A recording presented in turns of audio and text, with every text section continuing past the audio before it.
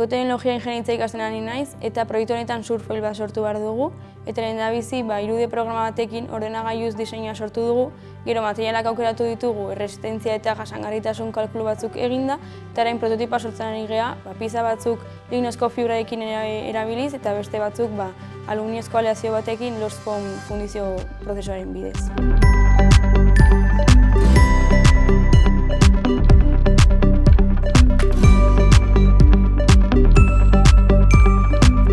Ingeniaritzako ikaslea naiz eta proiektu honetan egin behar duguna da etxebizitza baten behar energetikoak asetzeko sistema hidrauliko bat diseinatu eta maketa bat montatu.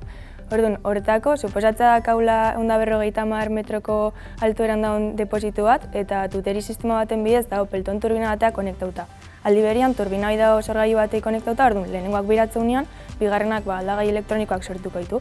Eta prozesu guzti hau automatizatzeko, inda frekuentzian, tentsioan da korrontian, sentsorizazioa, PLC batera emateko eta dena kontrolatu ahal izateko.